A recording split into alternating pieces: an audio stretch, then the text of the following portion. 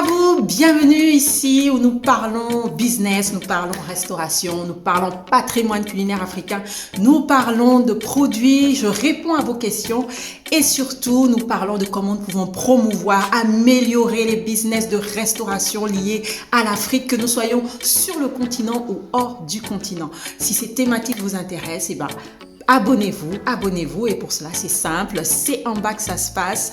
Cliquez sur abonner et surtout activez les notifications afin d'être averti maximum 2 fois par semaine lorsque je publierai une nouvelle vidéo. Et pour tous les nouveaux, pour vous remercier de votre abonnement, téléchargez gratuitement le magazine Afro Cooking qui est le premier magazine des cuisines noires dont je suis la directrice artistique.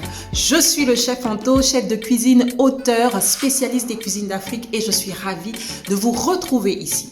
Aujourd'hui, je vais parler d'un thème important, un thème que je pense si beaucoup de restaurateurs avaient entendu parler de cette phrase, ils l'auraient mise en pratique. Money is in the list. Money is in the list. Retenez bien ça.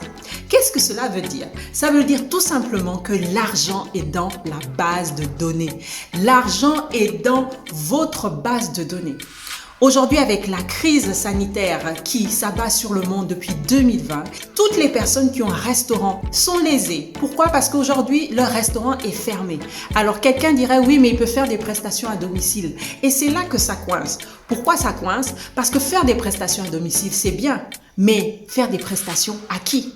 Comment trouver les clients? Comment contacter les clients? Comment faire en sorte que le client sache que je fais des prestations à domicile, que je peux le livrer, même s'il ne peut pas venir manger chez moi?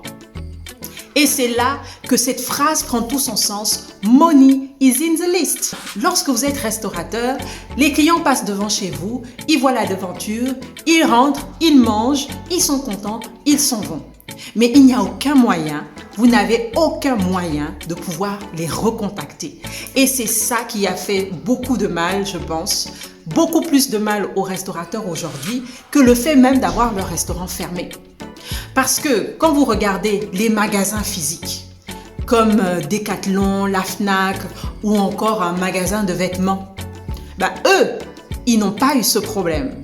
Et je le sais parce que je n'ai pas cessé d'avoir des mails, des SMS de ces magasins-là pour me dire que voilà, en ce moment c'est 20% sur ci, en ce moment vous pouvez bénéficier de ça, en ce moment tel produit est en solde parce qu'ils ont mes coordonnées.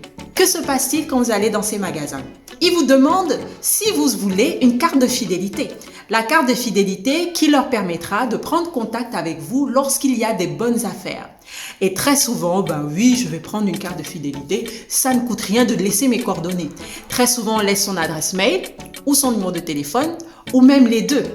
Et ce qui fait que pendant cette crise sanitaire, alors que tout était fermé, ces magasins, justement, parce qu'ils avaient nos coordonnées à travers ces cartes de fidélité, avaient la possibilité de nous contacter par des mails, par des SMS et ça fait qu'on a continué à consommer chez eux puisqu'on avait accès aux informations.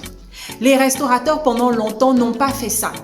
Les restaurateurs, pendant longtemps, n'ont pas pris les coordonnées de leurs clients.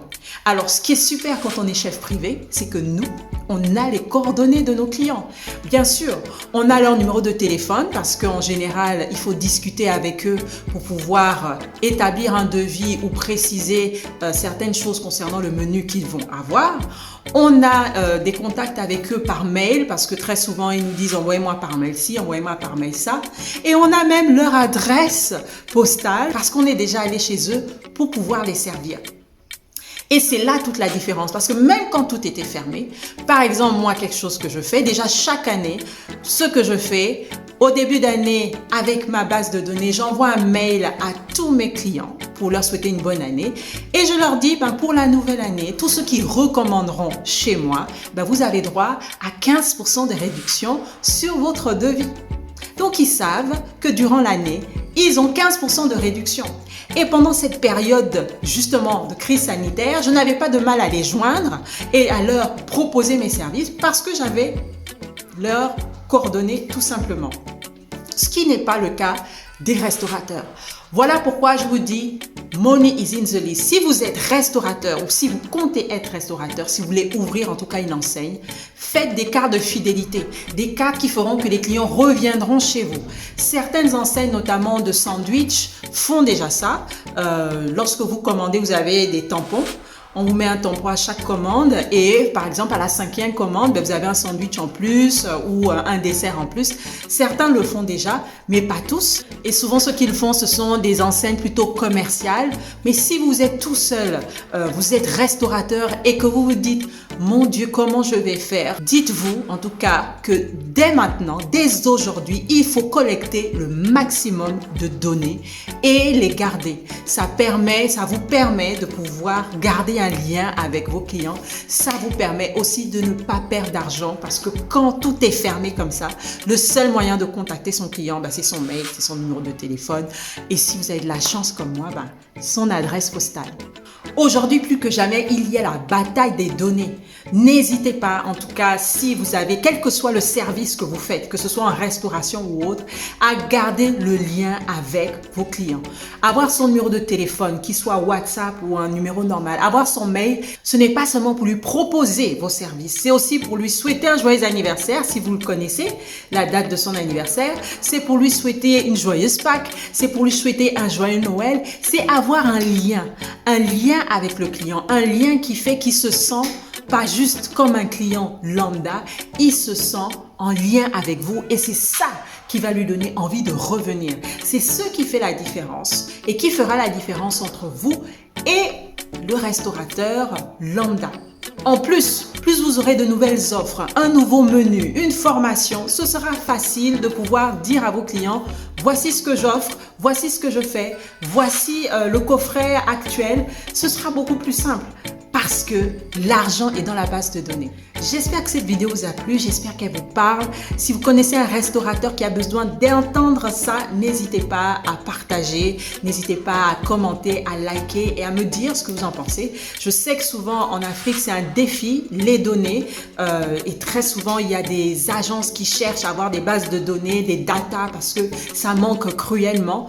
Mais c'est un moyen, en tout cas, lorsque vous êtes restaurateur, lorsque vous avez votre business lié à l'alimentation, de pouvoir garder le contact, garder le lien avec vos clients.